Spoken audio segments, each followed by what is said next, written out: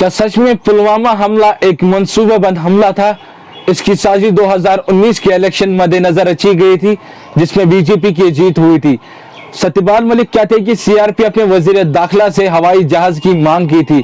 CRPF जो है हवाई जहाज से जाना चाहती थी, लेकिन वजीर दाखिला ने हवाई जहाज देने से इनकार किया। और आपको बता दूं कि सीआरपीएफ को ट्रक से ले जाया गया।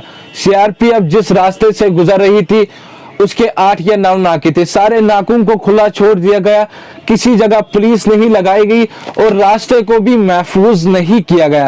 और इन्हीं नाकों पे सीआरपीएफ पे हमला हुआ, जिसमें सीआरपीएफ के 40 जवान मारे। और साबिक गवर्नर सत्यपाल मलिक कहते हैं कि प्रधानमंत्री मोदी की तरफ से जब मुझे कॉल आई तो मैंने कहा कि हमारी कमियों की वजह से आज सीआरपीएफ के 40 जवान जो है वो मारे गए। और उस वक्त प्रधानमंत्री जो है कॉर्बिट में थे और उन्होंने मुझे इस मामले पे चुप रहने के लिए, और सत्यपाल मलिक ने ये तक कहा कि जब मुझे इस मामले पे चुप रहने के लिए कहा गया तो मैंने अपनी जगह महसूस किया कि सारी जिम्मेदारी पाकिस्तान पर डाली जाएगी, इसलिए बेहतर है कि अब इस मौजू पर जो है काफी हद तक गौर किया जाए। हुकूमत की एक चालाक पॉलिसी थी जो पाकिस्तान पर इल्जाम तराशी करेगी, उन्हें क्रेडिट भी मिलेगा और साथ साथ इलेक्शन में मदद भी मिलेगी। क्या प्रधानमंत्री नरेंद्र मोदी ने जानबूझकर पुलवामा को इंतखाबी फायदे के लिए इस्तेमाल किया? देश के वजीर दाखिला अमित शाह ये कह रहे कि सत्यपाल मलिक जब गवर्नर थे तब उन्होंने ये बातें क्यों नहीं कही, तब उनकी आत्मा क्यों नहीं जागी, अब ये सब बातें कह रहे। मैं देश के वजीर दाखिला अमित शाह को कहना चाहूंगा, शायद आप उन अखबारों को नजरअंदाज कर रहे हो जिन अखबारों के साथ सत्यपाल मलिक ने ठीक हमले के बाद बात की थी। द पॉइंट पूनम अग्रवाल की बात करें, ठीक तरीके से लिखा है कि नजरअंदाज किया गया जब सीआरपीएफ ने हवाई जहाज की मांग की थी।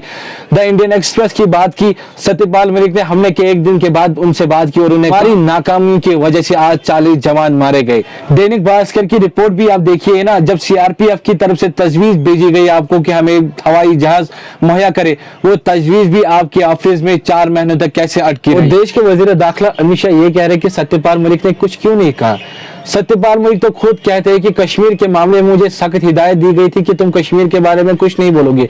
गोवा में मुझे फोन करके बोला गया है कि आपने कश्मीर के बारे में फिर कह दिया, अगर आपने दोबारा कश्मीर के मामले में बात की तो हम आपसे कभी नहीं मिलेंगे। और कश्मीर के मामले में तो मुझे सख्त हिदायत थी कि तुम कुछ नहीं बोलोगे। गोवा में मुझे फोन करके कहा एक दिन, अरे यार तुम फिर कश्मीर पे बोल दिए।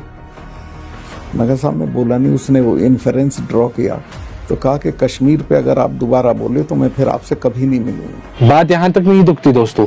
देश के वजीर दाखिला अमित शाह, देश के प्रधानमंत्री नरेंद्र मोदी और national security adviser Ajit Doval इन बातों का जवाब नहीं दे पा रहे कि पुलवामा हमले के बाद जो है सत्यपाल मलिक ने जो बयान दिया वो झूठा है। क्योंकि मैं कहूंगा कि सत्यपाल मलिक ने ठीक हमले के बाद इंडियन एक्सप्रेस के साथ भी बात की और उन्होंने कहा कि हमारी कमियों के कारण जो है आज सीआरपीएफ के 40 जवान जो है वो मारे गए। जवाब देना होगा देश के वजीर दाखिला को, जवाब देना होगा देश के प्रधानमंत्री नरेंद्र मोदी को।